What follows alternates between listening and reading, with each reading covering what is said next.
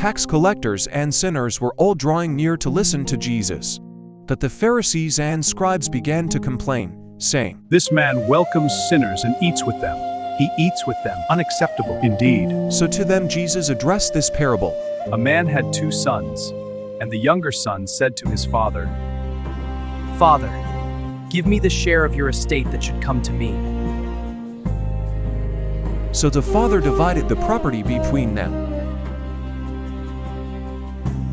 After a few days, the younger son collected all his belongings and set off to a distant country where he squandered his inheritance on a life of dissipation. When he had freely spent everything, a severe famine struck that country, and he found himself in dire need.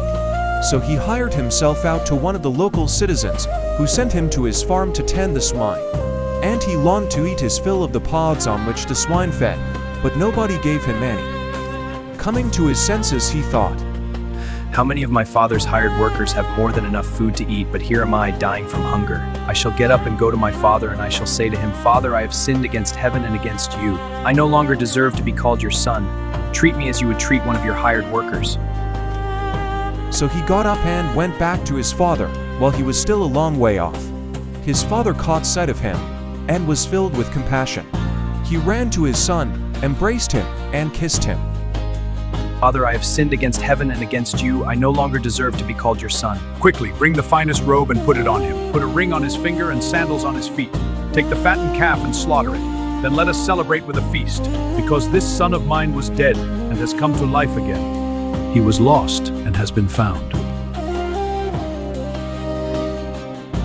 Then the celebration began.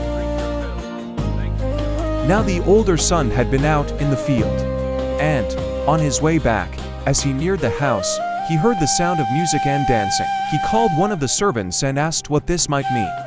What could this mean? Your brother has returned and your father has slaughtered the fattened calf because he has him back safe and sound. He became angry, and when he refused to enter the house, his father came out and pleaded with him. "Look, all these years I served you, and not once did I disobey your orders. Yet you never gave me even a young goat to feast on with my friends. But when your son returns, who swallowed up your property with prostitutes, for him you slaughter the fattened calf." "My son, you are here with me always. Everything I have is yours. But now we must celebrate and rejoice, because your brother was dead and has come to life again. He was lost and has been found." From the Gospel according to Luke chapter 15 verses 1 to 3 and 11 to 32. Please subscribe.